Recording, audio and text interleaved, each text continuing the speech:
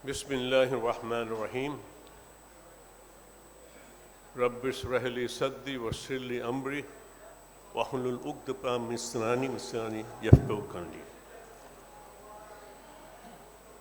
আমি সর্বপ্রথমে মহান সৃষ্টিকর্তা রব্বুল আলামিনের কাছে কৃতজ্ঞতা জানাচ্ছি,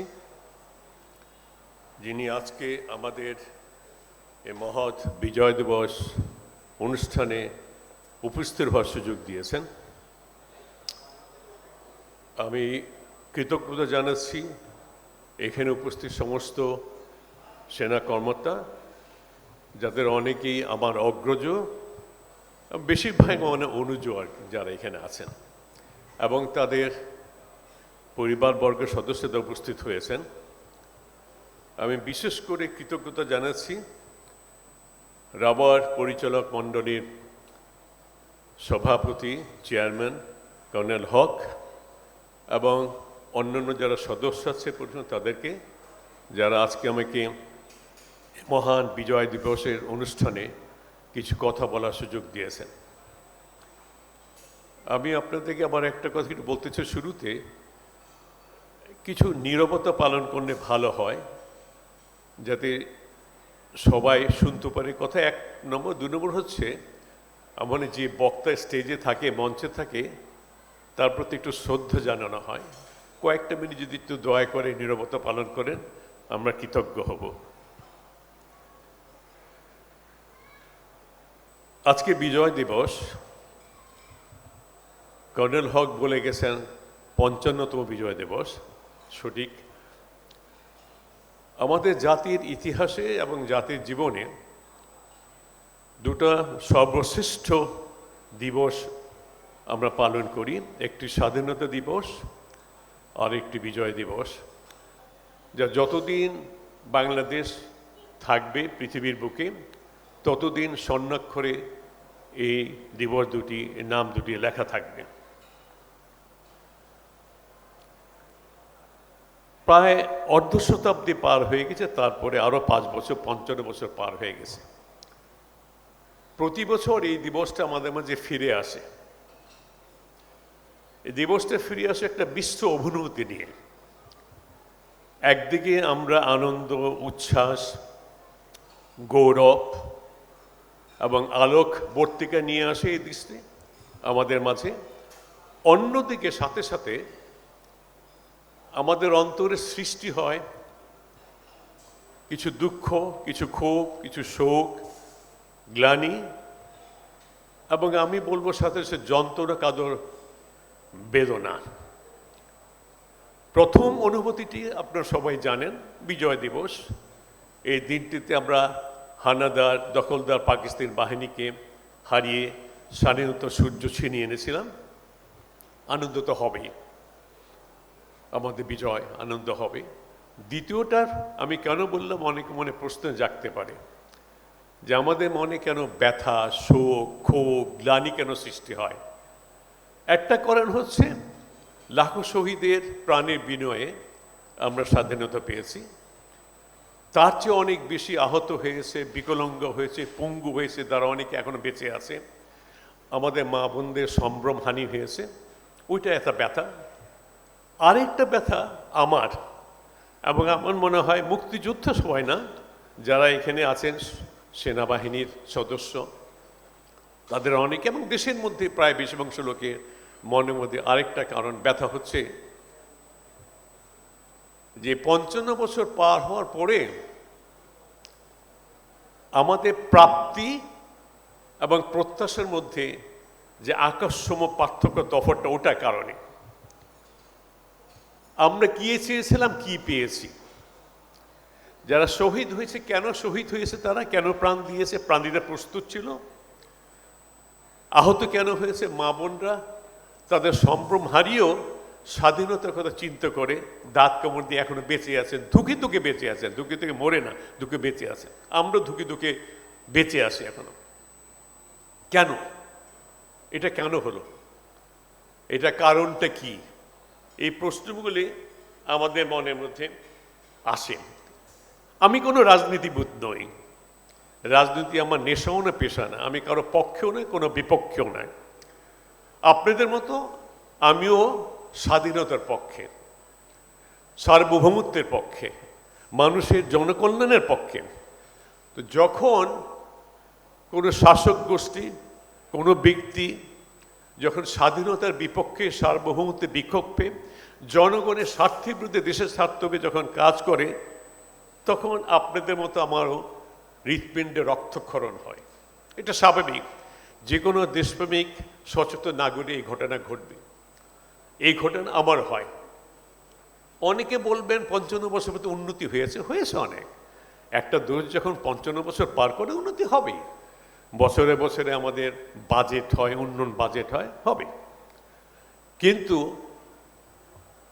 উন্নয়নটা যে আমাদের প্রত্যাশা ছিল তার কতখানি, আমি মনে করি এটা একটা ভগ্নাংশ যে আমাদের প্রত্যাশা তার।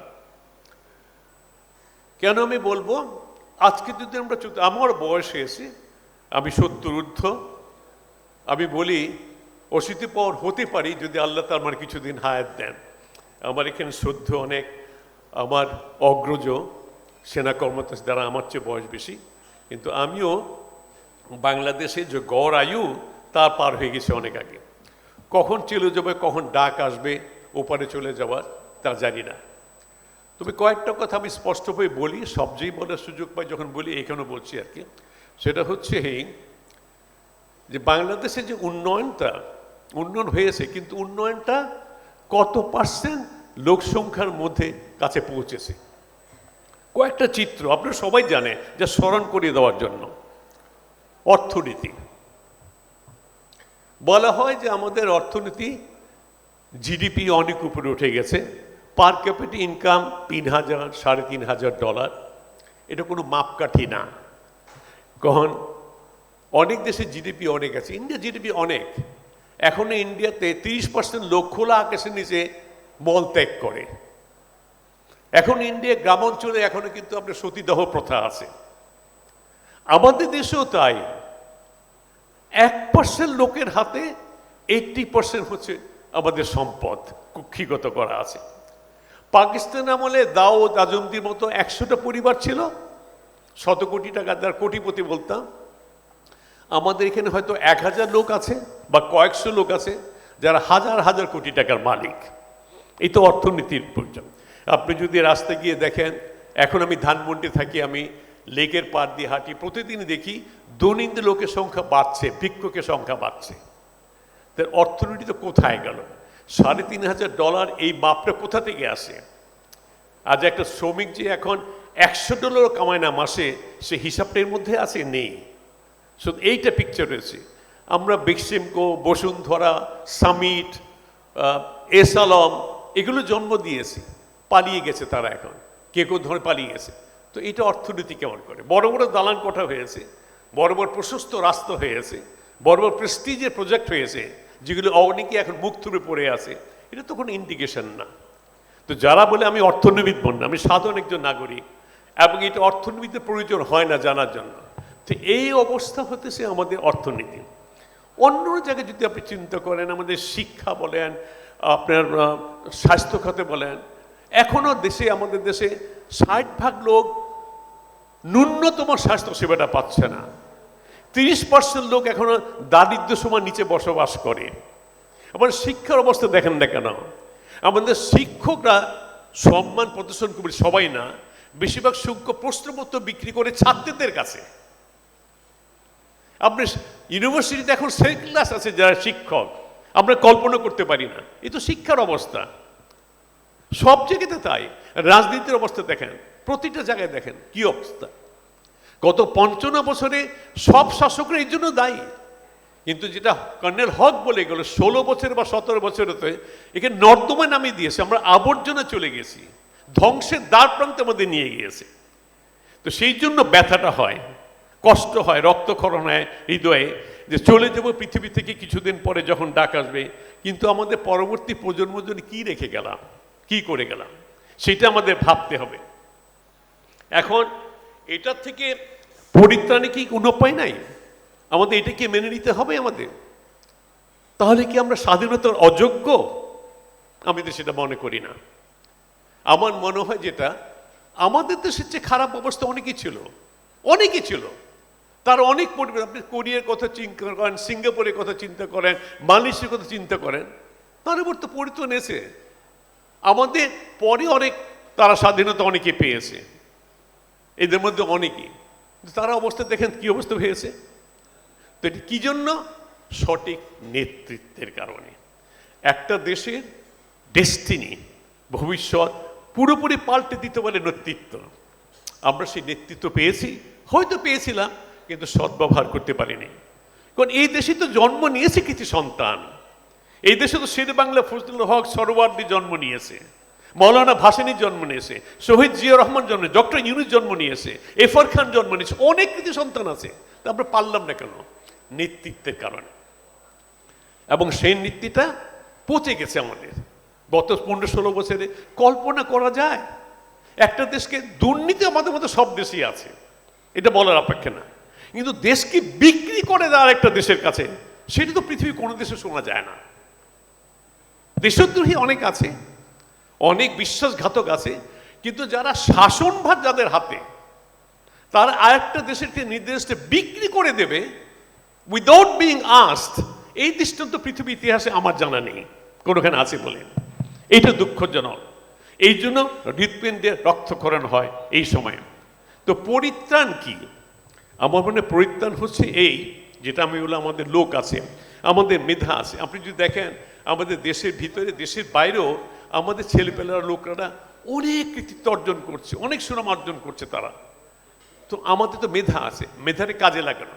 এবং আজকে এই কথাগুলি বলা আমার মূল উদ্দেশ্য হচ্ছে এই দুটা প্ল্যাটফর্ম আমি মনে করি, অন্তরে মেনে লালন করি, যে এই প্ল্যাটফর্ম দুটার প্রচুর শক্তি আছে। তারা যদি এই শক্তিটা ব্যবহার করতে পারে দেশের জন্য, দেশের চিত্র বদলে দিতে পারে। দুটা কি? একটা হচ্ছে রাওয়া, 3,000-3,500 আর্ম ফোর্সেস অফিসার এই রাওয়াতে সদস্য। মুক্তিযোদ্ধারা বেশিরভাগ চলে গেছে। এই মুক্তিযুদ্ধ একটা সংগঠন আছে বিভক্তভাবে, এরা একত্র হয়ে যদি সোচ্চার হতে পারত, এই দুটাই সংগঠন ভ্যানগার্ড হিসেবে কাজ করতে পারো। দুর্ভাগ্যবশত আমি বলতে বাধ্য হচ্ছি, এই দুটো সংগঠনের একটা সংগঠনও গত 50 বছরে তাদের সঠিক রোল বা দায়িত্ব পালন করে নাই, পিরিয়ড। আমি বলতে দ্বিধা করব না। আপনি দেখেন গত 16-17 বছরের মধ্যে এই প্ল্যাটফর্ম থেকে, রাওয়া থেকে কজন অফিসার দাঁড়িয়ে এর বিরুদ্ধে উচ্চারণ করেছে, না এই স্বৈরাচারী সরকার আমরা চাই না। আমি জানি ভয় কনসিকুয়েন্স আছে, কারাদণ্ড হতো, হয়তো গুম করে ফেলতো, so what? A soldier is born and dies as a soldier till he goes to the grave. কজন লোক দাঁড়িয়ে আছে, আমাদের এক্সাম্পল আছে। কিন্তু কর্নেল জিয়াউদ্দিন, আপনারা অনেকে শুনেছেন কিনা, আমার সুযোগ হয়েছিল তার সাথে যুদ্ধ করা। শেষ দিন 15 তারিখে 16 তারিখে শেষের দেশ ডিসেম্বরে তার আমি যুদ্ধ করেছি। কর্নেল জিয়াউদ্দিন 46 ব্রিগেডের কমান্ডার ছিলেন। এই লোকটা 25 বছরের চুক্তি, গোলামি চুক্তির উনি প্রতিবাদ করেছিলেন। এবং দৈনিক একটা পত্রিকা, আপনি অনেকে জানেন, হলিডেতে লিখেছেন তার প্রতিবাদ, যেটা গোলামি চুক্তি, এটা অবিলম্বে ক্যান্সেল করা উচিত। শেখ মুজিব তখন ছিলেন বিদেশে, বিদেশ থেকে এসে বললেন, ডাকলেন তাকে, ডেকে বললেন তুমি এটা কেন এটা করলা, আমার অবর্তমানে তুমি আমার সাথে দেখা করতে পারো। উনি বললেন কি জানেন? উনি বললেন, আপনি তো বাইরে ছিলেন, দেশের বাইরে, আপনার তো অনুমতির জন্য অপেক্ষা করিনি, আমরা যুদ্ধ করেছি, অনুমতি লাগবে কেন? তারপর ওনাকে বলা হলো তোমাকে বরখাস্ত করো বা তুমি রিজাইন করো। আপনি বরখাস্ত করার জন্য আই হিয়ার এই রিজাইন, ও রেজিগনেশন সাবমিট করে চলে গেলেন। আপনি জানেন পরবর্তী উনি সরকারের সাথে গিয়েছিলেন, যুদ্ধ থেকেছিলেন, বয়স হয়ে গেছে, অনেক বয়স হয়ে গেছে, বোধহয় কিছুদিন আগে ইন্তেকাল করেছেন আর কি। কিছুদিন আমার সাথে দেখা হয়েছিল। উনি আমার ইনস্ট্রাক্টর ছিলেন পাকিস্তান মিলিটারি একাডেমিতে। ইন্টারেস্টিং, যখন ওইখান থেকে পালিয়ে আসি এবং পরবর্তীতে বাংলাদেশের স্বাধীনতা পরে আমাদের কোর্সে যারা যেমন ইন্ডিয়াতে যুদ্ধ করেছিলাম, ওইখানে আমার কমিশন হয়নি, পরবর্তী এখানে হয়েছিল ওনার আন্ডারে পাসিং আউট প্যারেড। ধন্যবাদ স্যার। যাই হোক, এটা কর্নেল জিয়াউদ্দিন বললেন। আরেকটা বলি আপনি জেনারেল ওসমানীর কথা। জেনারেল ওসমানীও একই কাজ করেছেন। যখন বাক্সার যখন রচনা করা হলো, হি এবং মইনুল হোসেন তারা রিজাইন করেছেন, যেমন বাক্সাটি করবে না, যখন করবে না। তো এই ধরনের সাহসিকতা পরিচয় আমরা দিতে পারি। আমার মনে হয় এখন আমাদের সময় আছে দেশকে পরিবর্তন, কারণ আমাদের তো কিছু চাওয়ার নেই। আমরা সেনাবাহিনীতে বা আর্ম ফোর্সে জয়েন করার সময় আমরা একটা ওথ দিয়েছি, দেশের আমরা সর্বোচ্চ স্বাধীনতা রক্ষা করব। এটা কোনো রাজনীতি না। I beg two differ with, কেউ যদি বলবে রাজনীতি বক্তব্য দিচ্ছে না। দেশের স্বার্থ, সার্বভৌমত্ব, স্বাধীনতা যখন হতেছে কঠিন পর্যায়ে চলে আসে, বিপন্ন হতে চায়, তখন আমাদের দ্বারা কথা বলাটা রাজনীতি বানা। আমরা ধন্যবাদ, কোনো স্যার। রাজনীতি ব্যক্তির সাথে কথা বলছি না। শেষ করার জন্য অনুরোধ জানাচ্ছি স্যার। কে বলছেন? হ্যাঁ, আমি ওয়াইন্ডিং আপ, সরি। না, ঠিক আছে, না, I am sorry, I understand dear, I am wind it up. তো যাই হোক, আমি সুযোগ বলার সবসময় সুযোগ, আমি এখানে কথা বলার ইচ্ছে ছিল না। Colonel Haq, he was very courteous, he is nice of him make কথা। আমি রাওয়াতে আসিও না, আমি বিভিন্ন ক্লাবে যাইও না, আমি আম নট এ ক্লাব গোয়ার। কিন্তু মুক্তিযুদ্ধের উপরে, দেশের উপরে বিভিন্ন যে সুযোগ হয় টেলিভিশনে, সবসময় একই কথা বলি। তো আপনাদের কাছে অনুরোধ, it is not never too late.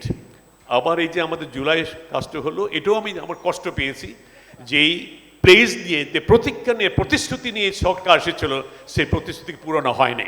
কিছু কিছু কাজ হয়েছে, কিন্তু তারপরে রাজনীতিবিদদের চাপে পড়ে ইলেকশন দেওয়ার ডেট হয়েছিল। কিন্তু আমি জানি না যে কাজগুলি তার অসমাপ্ত করে রেখে গেছেন, সেই কাজগুলি পরবর্তী নির্বাচিত সরকার সম্পন্ন করতে পারবে আমার আশঙ্কা হয়। কারণ আমি তাদের ও চরিত্র জানি, অতীতে চরিত্রে। আমি আশা করব, দোয়া করব, প্রার্থনা করবো আল্লাহর কাছে তার এই অসমত কালগুলি পূরণ করো, দেশের মানুষের মুখে হাসি পূর্ণ, এবং সবচেয়ে বড় কথা হচ্ছে ভবিষ্যৎ প্রজন্মের জন্য একটা সুখী, সমৃদ্ধিশালী, স্বাধীন রাষ্ট্র তার উপহার দেব। আপনাকে অনেক ধন্যবাদ আমার কথা শোনার জন্য। আসসালামু আলাইকুম রহমতুল্লাহ।